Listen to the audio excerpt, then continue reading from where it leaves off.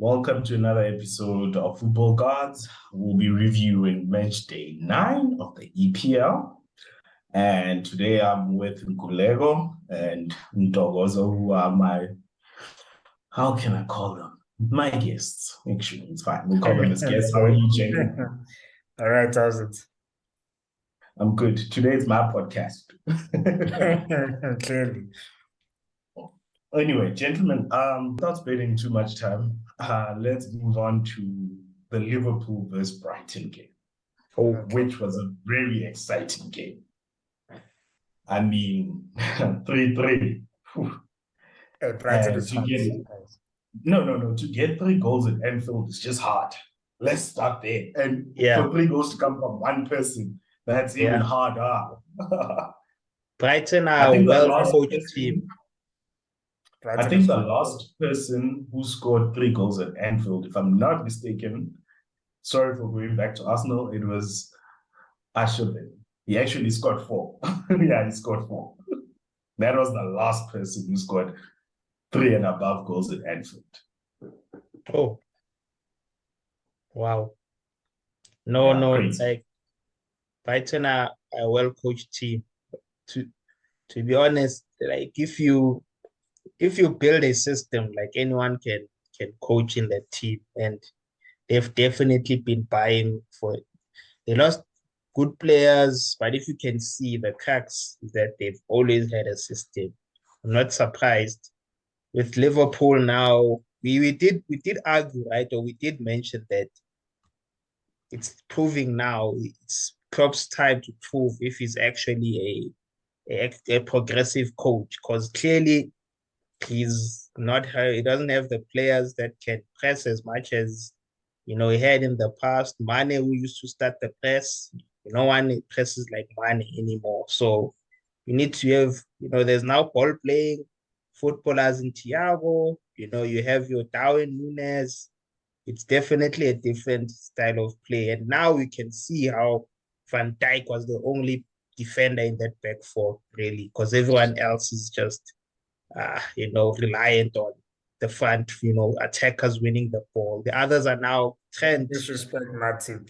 Don't Trent. disrespect Joe Matip, please. I don't believe those like in terms of a defender, that can actually hold their own. Matip is, I guess, he can, you know, complement Van Dijk, but I believe it shows that if you beat the front three press, you penetrate Liverpool in the midfield, Van Dijk is always exposed. All the goals that have been conceding, Van Well, Dijk that's is the how a one. press works, right? Really, like that's like the whole point of a press, really. It shouldn't get to that point, right? So I mean, even if you can have Maldini in his prime and Cannavaro, whoever, like when it's 1v1, like it's never easy for like any defender. So and I think the criticism is a bit harsh on Van Dijk and his decline and whatever, because yes, a large part of I guess his greatness was in large part due to the fact that he was never exposed a lot because of Liverpool's great press and stuff like that. So now because their press is not as good as it used to be, he gets exposed a lot. And I mean, law of averages, right? Like he's not going to win everything, right? So, and I mean, the media can have agendas. So you can look at it one way. So the one way of looking at it is just to highlight his mistakes, because when you're at the top, everyone is waiting for you to fall, right? So I think Yeah. everyone now is just excited at saying, "Yo, look, this guy." Basically, like God can bleed kind of thing. Like, yo, this guy is not the nigga anymore, kind of thing. So it's Yeah. a very tough time. And it's I'm not happening to blaming Trent him. as well. Yeah. I'm not blaming him. I'm just blaming the system now that System.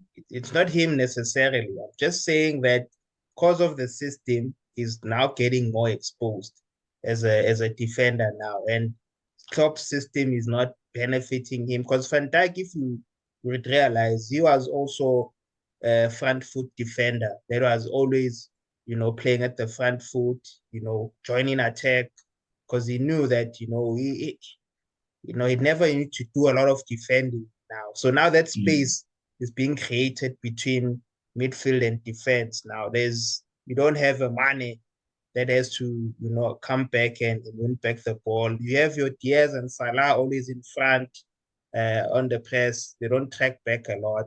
So I believe it's the system.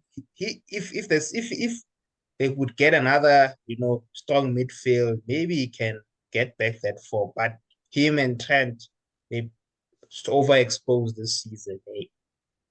Okay, here's my 2 cents on it, right? And I just want to touch on 2 things. I'm going to start with the first thing. I think in a few previous episodes, Nkulego actually mentioned it, that this is going to be a true test for Klopp if he can actually refresh a team. And I think it's very important that as fans that we also are aware when a team is going through a transition. The fact is Liverpool has aging players, which were key players who have won the Champions League and the EPL for Klopp under Klopp. They've won everything under the sun. And unfortunately, just like anything in life, it has a life cycle. And what you do during the life cycle is what kind of, in this situation right now, what makes it look harsh on Klopp, or why fans are harsh on Klopp. Forgot what he achieved, which is so ridiculous, considering that he's using the same players that he achieved those titles with. But people tend to just forget because we are focused on like instant gratification. But we are forgetting that even before Klopp won those titles, he had to build the team. He was struggling in building the team. And eventually he got it right and they started winning everything. But we forgot those struggles. We just were interested in the achievements. And now we are interested in the form. And for me, it's not necessarily a form. It's just a life cycle. The truth of the matter is Van Dijk is a world-class defender, but he's in his declining years. Facts. There was a plan, a succession plan, which was Joe Gomez. Unfortunately, he hasn't developed so quickly to reach that level because of injuries. Let's be honest. He was the rightful heir for Van Dijk. Trent Alexander-Arnold, something is just off with him. We know he's a brilliant right back. Whether he's good at defending or not, it was always been questionable. But we know he gives you the attacking edge. So that leaves us with the midfield, which is the biggest problem. Liverpool have been scraping through with that midfield for years.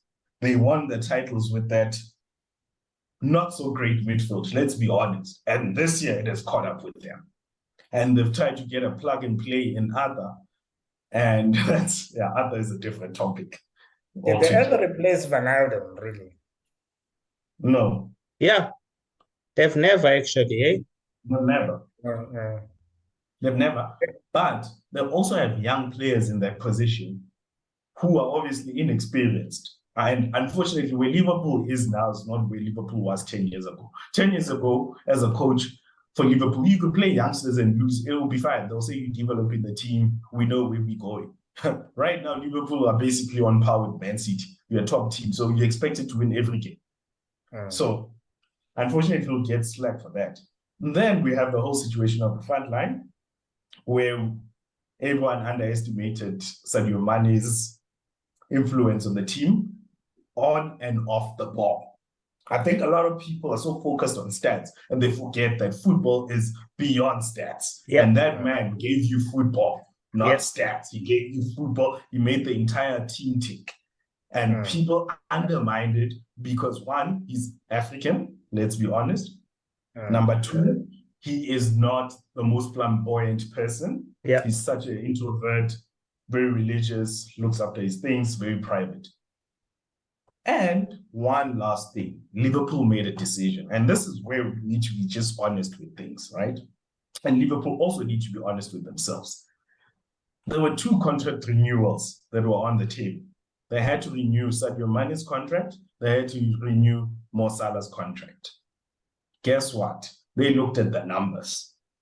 So once again, it tells us that people leading that club just are stats people, which is very dangerous. We all know that stats can lie. No, facts. Shame though, like It's I it's actually sorry to messed cut up. you off, man. Yeah. So sorry, just on that note, um, a decision had to be made, a tough one, right? And like I totally understand why they chose Salah over Mane, right? I don't agree, right? I think Mane is better for the team, but like also like like Salah's numbers are crazy, right? It's like they've been crazy. And like I mean, like Salah is also like a good all-round player. Like I don't think he's no Messi, he's not like the best thing I've ever seen. But to be fair to Liverpool, like as far as making like choosing Mane and Salah, it could be like a flip of a coin thing. Like I Yeah. think either way, whoever you choose, no one is really gonna be like angry, like, ah, that is so obvious kind of thing. So yeah, I think as you say, like sometimes you just make a call and like you hope for the best. And if it doesn't work, then tough titty, right? Like shit happens, you move on, you try to rectify it in the following transfer windows and stuff like that. So yeah, like it happens. It Yeah. is my point. Yeah. So essentially, they made the call, and it's not going their way. But once again, we're only 9 games in, so there's a 38 games in a season. But So I mean, I would like to. 9 games in is quarter of the season. Like this is I'm not 25% denying of the that, season.